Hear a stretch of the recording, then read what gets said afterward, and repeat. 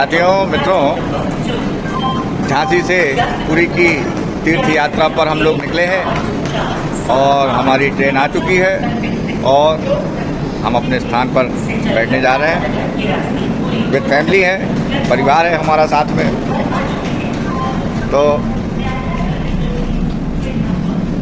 तीर्थ यात्रा पर परिवार के साथ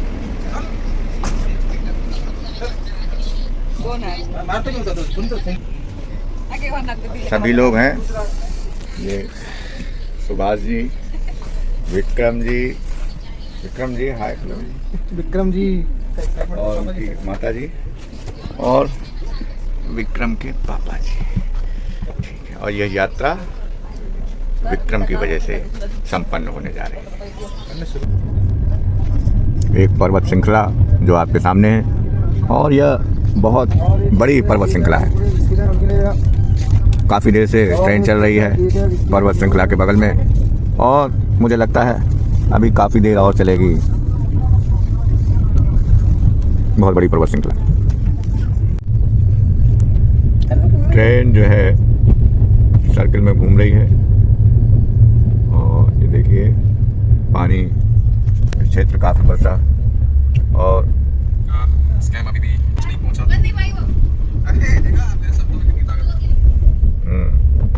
यात्रा भी जारी है ट्रेन से और नाश्ते की बारी है। कुछ देर में नाश्ते की बारी है और ठंडक होने के कारण नींद भी रात में ठीक से नहीं लगी, क्योंकि इतनी ठंडक में सोने की आदत नहीं है।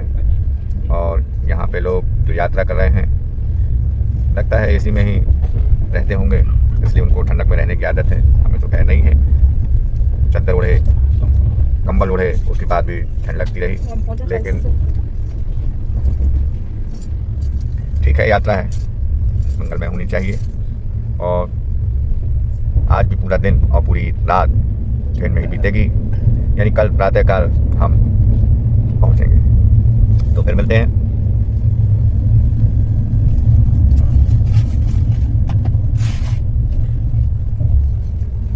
प्रकृति से भरे हुए ये क्षेत्र और जंगल ही जंगल चारों तरफ, और निश्चित ही यहाँ पे जंगली जीव भी होंगे जो खतरनाक होंगे। कई जगह लिखा हुआ है यहाँ पे जंगली जानवरों से सावधान। खैर हम लोग तो ट्रेन के अंदर हैं अपने कंपार्टमेंट में, कोई डरने की बात नहीं है। बस दूर से ही देखिए। इस यात्रा के दौरान हमें एक बड़ा शहर बिलासपुर देखने को मिला। बिलासपुर और छत्तीसगढ़ में यह शहर छत्तीसगढ़ की राजधानी नया रायपुर से महज 92 किलोमीटर दूर है और छत्तीसगढ़ का दूसरा सबसे बड़ा शहर है। यहाँ पर उच्च न्यायालय है, यानी हाई कोर्ट है। और जनसंख्या के हिसाब से लगभग 26 लाख से 30 लाख के बीच यहाँ की जनसंख्या है। शिक्षा के मामले में थोड़ा सा पिछड़ा हुआ क्षेत्र है, छत्तीसगढ़ आदिवासी क्षेत्र है। तो ठीक है, साक्षरता निरंतर बढ़ रही है। और यह माल गोदाम प्लेटफॉर्म सीधी पहुंचेगी ट्रेन। समोसे के नाम प्लेटफॉर्म बिलासपुर जंक्शन। ट्रेन भी खड़ी हुई है बिलासपुर बीकानेर, और जिस ट्रेन से हमने यात्रा कर चुके हैं कई बार, वो हम दिखा चुके हैं आपको पूर्व में भी। ये बिलासपुर जंक्शन और ये प्लेटफॉर्म पे लगती हुई, ओह लगता है, देखते हैं, सुना सुना सा लगता है प्लेटफॉर्म। क्या बात है। बिलासपुर रीवा एक्सप्रेस। इतना बड़ा शहर, इतना बड़ा रेलवे स्टेशन, लेकिन जनसंख्या फिर भी बहुत कम। प्लेटफॉर्म पे, शहर में तो है, प्लेटफॉर्म पे तो सफाई कुछ ज़्यादा ही आपने देखा। फिर आगे मिलते हैं किसी बड़े स्टेशन पर। हूँ आपको बिना बताए ही बात हो गई, पूरी ख़त्म हो गई। मैं ये बताना चाहता था कि उस लोकल ट्रेन में एक महिला ड्राइवर थी और मैं दिखाना चाहता था, लेकिन बीच में मालगाड़ी आ गई। सॉरी। अब जिस ट्रेन की हम बात कर रहे थे, देखिए तेज़ी पकड़ती हुई यही ट्रेन है और अभी मालगाड़ी आ गई थी और फिर पता नहीं कहाँ इसकी लाइन बदल गई और वही ट्रेन देखिए फिर आ गई। और इस ट्रेन में महिला ड्राइवर है और ये महिला ड्राइवर है और ये देखिए। और ये देखिए काफ़ी अच्छी बात। महिला सशक्तिकरण जो होना चाहिए इसी तरह होगा और यही सही मायने में महिला सशक्तिकरण है। जब देश की महिलाएं बढ़ चढ़कर देश की प्रगति में हिस्सा लेंगी, हवाई जहाज उड़ाएंगी, पानी के जहाज चलाएंगी, ट्रेन चलाएंगी, बस चलाएंगी, यही महिला सशक्तिकरण है। तो मित्रों, भुवनेश्वर में जो संकल्प था कि लिंगराज महाराज जी का दर्शन करेंगे और सपरिवार करेंगे, तो आज वह कामना पूरी हुई। और अब हम दर्शन करने के बाद, क्योंकि हमारे जो वाहन चालक हैं उनके 2-3 बार फ़ोन आ चुके हैं, वो इंतज़ार कर रहे हैं कि वो हमें अपने स्थान पर छोड़ें और फ्री हों और हम उनका भुगतान करें। तो चूँकि काफ़ी समय हो गया है, उनका भी माने रोज़गार है और जो रोज़गार है वही व्यापार है, तो किसी के रोज़गार में, व्यवसाय में बाधा नहीं बननी है, नुकसान नहीं कराना है, इसलिए शीघ्र ही पहुंच रहे हैं। और यह हमारे वाहन चालक जो हैं मित्र भी हो गए हैं, संजय नाम है ना आपका? संजय जी, काफ़ी इंतज़ार कराया हमने और इनका काफ़ी सहयोग रहा हमारी इस यात्रा में। तो बैठिए आप, तो चलते हैं, फिर मिलते हैं कल पूरी धाम। साथियों मित्रों, जैसा कि मैंने पूर्व में आपसे कहा था कि भुवनेश्वर के बाद हम लोग पुरी की यात्रा पर जाएंगे और यह देखिए आपके सामने जगन्नाथपुरी 4 धामों में से एक, और आज हम लोग आ गए हैं जगन्नाथपुरी। तो प्रातःकाल सुबह 5 बजे लाइन में लग गए थे सपरिवार और लगभग 8 बजे दर्शन हो गए और हम दर्शन करके बाहर की तरफ आए। क्योंकि मोबाइल अंदर ले जाना मना है, यानी कि प्रतिबंध है, तो मोबाइल बाहर ही जमा किया और बाहर ही आके वीडियो के माध्यम से आपको मैं बता रहा हूं कि बहुत सुंदर हैं हमारे जगन्नाथ महाराज जी। आप आइए। और यहाँ जगन्नाथ भगवान अकेले नहीं हैं, उनकी बहन सुभद्रा भी हैं साथ में और उनके बड़े भाई बलराम भी हैं। तो भाई बहनों का इकलौता मंदिर जगन्नाथपुरी साक्षात विराजमान है यहाँ। और ये हमारा परिवार देखिए,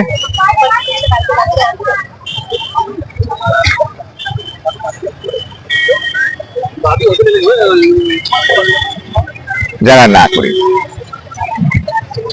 अब यहाँ से हम बीच पर जाएंगे। यहाँ का बीच भी बहुत सुंदर है, यानी कि समुद्र का किनारा, और हमारा जो होटल है समुद्र के किनारे पर ही है, वहीं हम लोग रुके हुए हैं।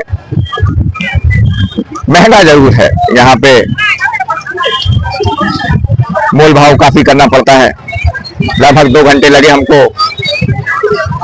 होटल मिलने में, और जितना समय हमें होटल ढूंढने में लगा लगभग उतना ही समय हमको मंदिर प्रांगण में लगा। 2-2.5 घंटे हमको मंदिर में लग गए। तो मिलते हैं अब बीच पर। आ गए हैं हम बीच पर और ये देखिए सामने बीच।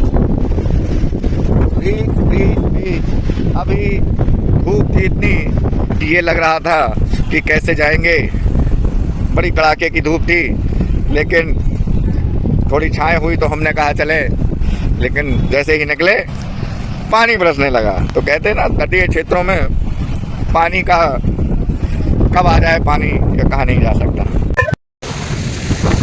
साथियों मित्रों, जगन्नाथपुरी 4 धाम में से एक, और आज जगन्नाथपुरी धाम के दर्शन किए। और यह एक अनूठा मंदिर इसलिए कहेंगे कि यह एक इकलौता मंदिर एक ऐसा है जो भाई बहन के लिए समर्पित है। जगन्नाथ भगवान की बहन सुभद्रा और बड़े भाई बलराम जी। जगन्नाथ मंदिर बहुत सुंदर मंदिर, बहुत विशालकाय मंदिर और बहुत ही प्राचीन था, क्योंकि इसका विवरण वेदों पुराणों में भी मिलता है। समुद्र की बात कहें तो जगन्नाथ भगवान के चरण को पखारने के लिए निरंतर लहरें आती रहती हैं, ऐसी व्याख्या है। और यह पुरी का बीच, वैसे तो बीच तो कई हैं, यानी कि समुद्र के जो तट हैं उनको बीच बोलते हैं, गोवा में भी है और भी कई जगह हैं, लेकिन पुरी के बीच की बात ही कुछ और है। वह बात क्या है? क्योंकि जब हम पुरी के बीच में आते हैं तो श्रद्धा से भरे होते हैं, भक्ति हमारे मन में होती है, शक्ति की कामना लिए, तो यहाँ मन हमारा हृदय कुछ और होता है। ये पुरी के बीच की विशेषता है। और जब हम गोवा के बीच में जाते हैं, गोवा के समुद्र के ऊपर जाते हैं, तो वहाँ जो हमारा मन का भाव होता है वह कुछ और होता है। उस भाव में उमंग तरंग मस्ती एंजॉय पार्टी की अनुभूति होती है कि दोस्त यारों के साथ पार्टी बनाने आए हुए हैं। लेकिन यहाँ पर परिवार के साथ, श्रद्धा भक्ति के साथ जगन्नाथ भगवान के दर्शन करने आते हैं और तत्पश्चात पुरी के बीच में स्नान करते हैं। क्योंकि ऐसी मान्यता है कि गंगा नदी की जो बात कहते हैं कि पापों को नष्ट करने की शक्ति है माँ गंगा में, तो सागर के विषय में भी कहा गया है कि जब सभी नदियों का संगम सागर में होता है तो सागर में अपने आप में एक पवित्रता है। सागर में भी स्नान करना चाहिए। हालांकि पानी खारा होता है, स्नान करने के बाद फिर से स्नान करना पड़ता है क्योंकि पानी में नमक है।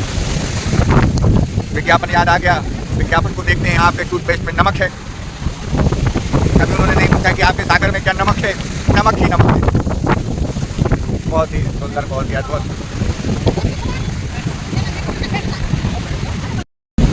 रेत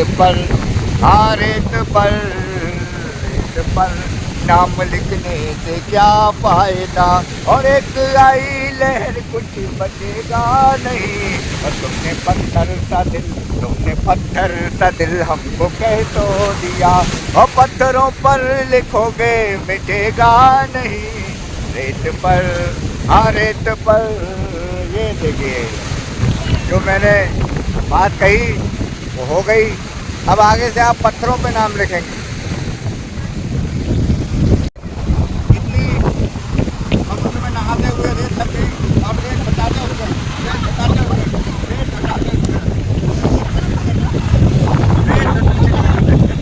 अपनी नानी को घुमाता हुआ विक्रम, ये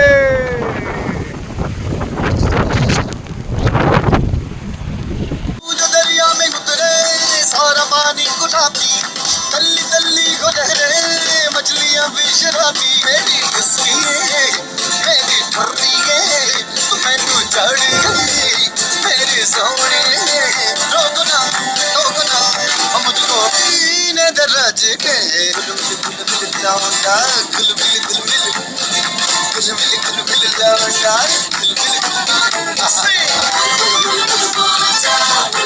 मेरी जरूरत मैं तुझको उठा दूं, धीरे धीरे से चल लो, अपनी आदत बना लो। मेरी मेरी ठर्रिये तुम्हें चढ़ गई मेरी सोनिए।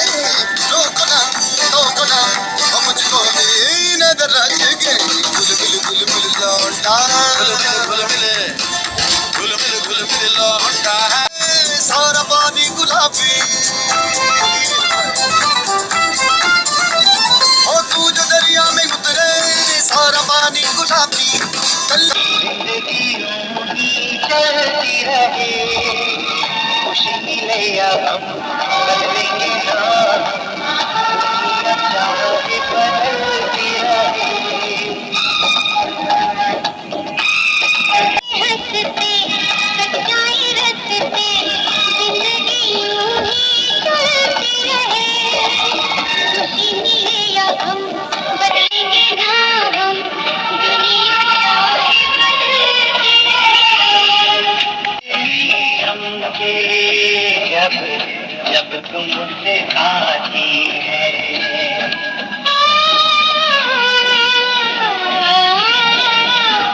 सारी हसीनाओं से चुप हो जाती है।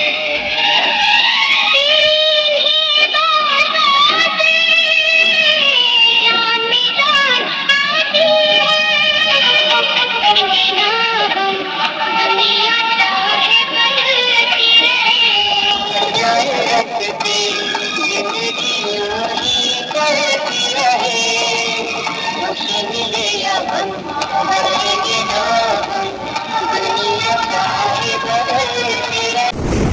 समय यहाँ हवा का जो दबाव बढ़ जाता है, लहरें काफ़ी तेज हो जाती है।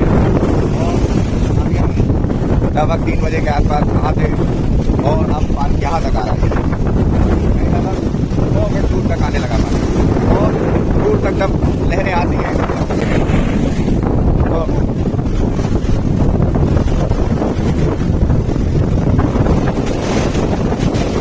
कभी कभी फिल्मों के माध्यम से भी कुछ गाने रह रहकर याद आते हैं। जब हम समुद्र के किनारे होते हैं, रह रहकर गीत याद आते हैं कि सागर किनारे दिल ये पुकारे, सागर किनारे दिल ये पुकारे, सागर किनारे।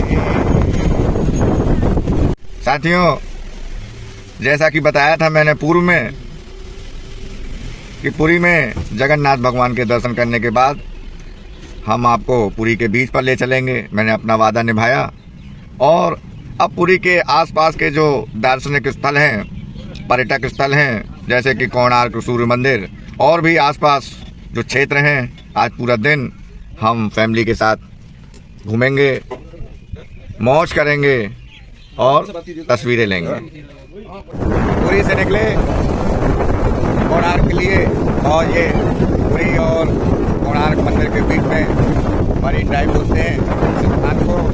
और यहाँ समुद्र का जो वेग है काफ़ी तेज है।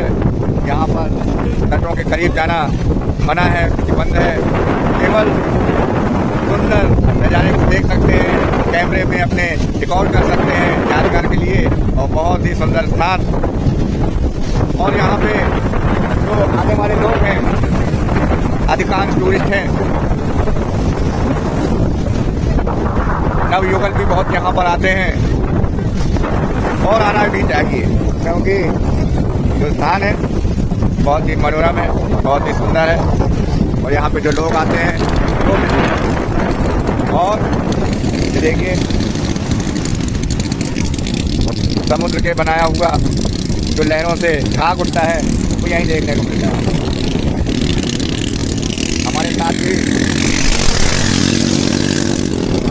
हमारे साथ भी हमारे परिवार के लोग हैं। लहरें उड़ रही हैं, ऊंची ऊंची लहरें। ये देखिए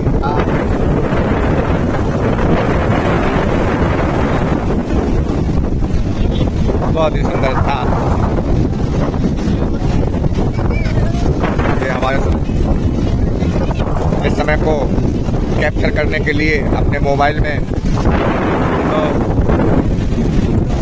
फिर मिलते हैं आगे, यात्रा जारी है। कोणार्क सूर्य मंदिर आ चुके हैं, ये है सामने हमारे, और काफ़ी बड़े प्रांगण में है। जैसे जैसे करीब जाएंगे कितना विस्तार है ये सारा ज्ञात होगा। अरे हमें धूप काफ़ी है, हमको भी अपने छाते के नीचे ले लीजिए, मेरे छतरी के नीचे आजा। तो कोणार्क मंदिर, ये जो पहिए आप देख रहे हैं ये असल में समय को दर्शाते हैं, यानी कि 12 महीने तो 12 पहिए, और प्रत्येक पहिए में प्रत्येक महीने का जो समय होता है वो समय को दर्शाता है। तो देखिए आइए चलते हैं।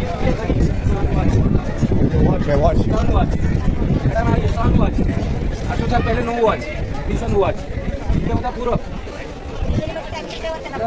ये होता पूरा 20। जब ये आएगा फास्ट रे, इधर ऊपर में, इनका सारा इधर ही गिरेगा तो मॉर्निंग 6, ये इवनिंग 6, ये 9, ये 12, ये 3, ये 6। आपको सब पहले घंटा नहीं था, पेन था 3 घंटा करके 6, 9, 12 और 3 और 6, 6 is 7:30, 6 7:30, 9 10:30, 12 1:30, 3 4:36। अभी चारों देखो कहाँ गिरे।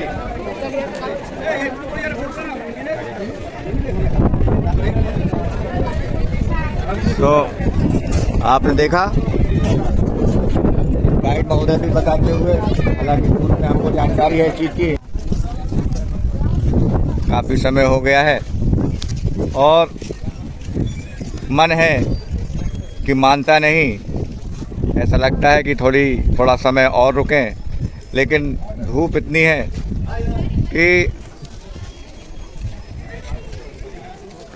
धूप की वजह से थोड़ा सा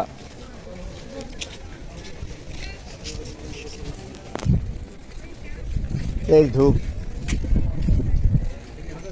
और ये देखिए द्वार, क्या आपको दिख रहा होगा इसमें? हाँ, कहाँ गया ये द्वार? ये मेरे टोपी के ऊपर देखिए ये द्वार है, ये बंद है इस समय, और ये काफ़ी समय से बंद है। हालांकि पूर्व में ये ओपन रहा होगा, खुला होगा, किसी कारणवश सुरक्षा के भाव से और जो भी कारण रहे होंगे कालांतर में, तो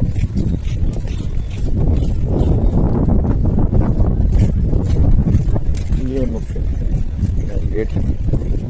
और ठीक है, समय है, समय कहते नहीं है आज तेरा समय है कल मेरा समय है, समय होगा। समय समझते हैं जो समय को बदलने गए थे उनका समय बदल गया, लेकिन समय को बदल नहीं सके आपके सामने। उस समय भी समय था और आज भी समय है, और जो समय के साथ नहीं चले वो मिट गए। तो काफ़ी दूर दूर से लोग आते हैं। एक माता जी बगल में बहुत आते हैं, यहाँ से नज़दीक है। कहाँ से आए हुए भाई साहब? श्रीकाकुलम पलासा से आ रहे हैं। अच्छा, देखिए कितनी दूर से आए हुए हैं। ज़्यादा दूर है ना? हाँ, तो बहुत अच्छा है, टेम्पल अच्छा है। हाँ, नीचे पर है ना? हाँ हाँ, तो ठीक है बात। तो देखिए एक ये द्वार है, तो काफ़ी विशाल का है मंदिर। यहाँ पर लोगों की भीड़, सभी लोगों का अपना अलग अंदाज, अपनी बोली, अपनी भाषा, अपने व्यंजन। और भारत एक, भारत की यही विशेषता है, अनेकता को एकता में संजोए, यही भारत है। तो अब हम बाहर की तरफ प्रस्थान कर रहे हैं। थक चुके हैं, लोगों से काफ़ी बातें हुई, और बातें क्या हुई, इशारों में बातें हुई, क्योंकि हम उनकी बोली भाषा नहीं समझते और वो हमारी बोली भाषा नहीं समझते। लेकिन इतना ज़रूर समझते हैं कि आई एम इंडियन, हम भारतीय हैं, हम सारे भारतीय हैं। भारत माता की जय, वंदे मातरम।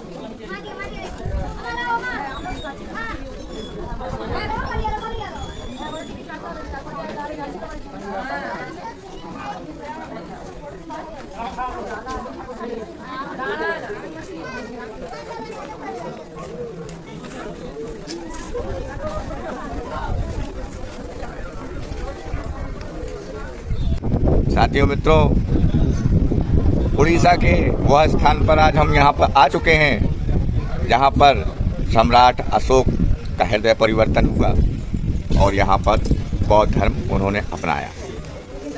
बौद्ध धर्म यानी शांति का प्रतीक, बुद्धि का प्रतीक। ईसा से लगभग 300 वर्ष पहले यह जो घाटी है आप देख रहे हैं, यह पूरी घाटी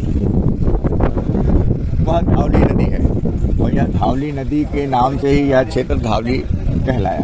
तो यह जो पूरी घाटी है, यहीं पर कलिंग युद्ध लड़ा गया और उस युद्ध में लगभग 1 लाख से ऊपर सैनिक मारे गए, लोग मारे गए, जनहानि हुई।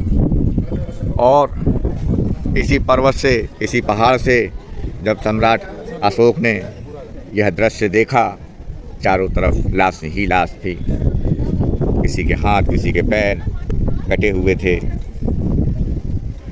मानव शरीर विक्षिप्त पड़ा हुआ था। यह सब देखकर उनका हृदय परिवर्तन हुआ और उन्होंने कभी हथियार ना उठाने की कसम खाई। तत्पश्चात उन्होंने बुद्ध अपनाया, बुद्ध धर्म अपनाया और बुद्ध की शरण में चले गए। यह जो स्थान है बहुत ही बौद्ध धर्म के अनुयायियों के लिए तो बहुत ही धार्मिक है, विशेष है। तो चलिए और चलते हैं आगे, देखते हैं क्या है। यह जो चित्रकारी है कहीं ना कहीं कोई ना कोई संदेश देती हुई चित्रकारी है। यह धर्म की विशेषता के विषय में बता रहे हैं। तो आप देखिए सम्राट अशोक की लाट में भी है, जगह जगह चित्रकारी कोई ना कोई कहानी दर्शाती है, कोई ना कोई ज्ञान की बात बताती है। अच्छी बात है, समय बदला, युग बदला, लेकिन कहानी के माध्यम से संदेश देने की बात कही गई, अच्छी बात है। और यह भुवनेश्वर शहर है। भुवनेश्वर शहर के विषय में तो मैंने बताया ही था कि प्राचीनतम शहरों में से एक भुवनेश्वर शहर। हालांकि यहाँ की आबादी नहीं है ज़्यादा, लेकिन फिर भी बहुत सुंदर, बहुत ही प्यारा भुवनेश्वर। और एक बात भुवनेश्वर के लिए मैं हृदय से कहना चाहता हूँ कि हालांकि हम लोग पहली बार यहाँ पर आए, लेकिन भुवनेश्वर के जो लोग हैं, भुवनेश्वर नहीं, मैं तो उड़ीसा की बात करूँगा, जो उड़ीसा के लोग हैं वाकई उनके हृदय बहुत बड़े हैं, बहुत ही बड़े हृदय के लोग हैं, बहुत ही भावुक और बहुत ही आत्मीयता के साथ मिलते हैं, प्रेम से बात करते हैं और कोई भी चालबाजी उनके अंदर नहीं है। यह बात सत्य है।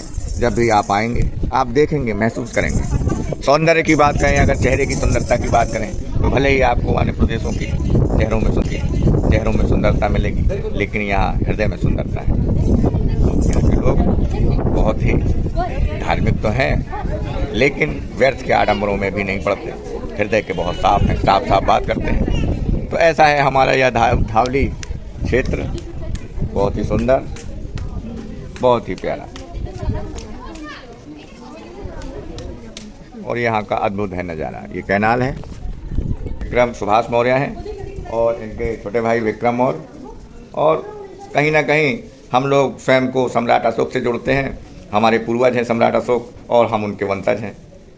तो जब हमें जानकारी हुई कि यह हमारे पुरखों का ही क्षेत्र है, यहाँ पे हमारे पुरखे बेवजह ही आके लड़े, तो दुख की बात तो है, उनको नहीं लड़ना चाहिए था।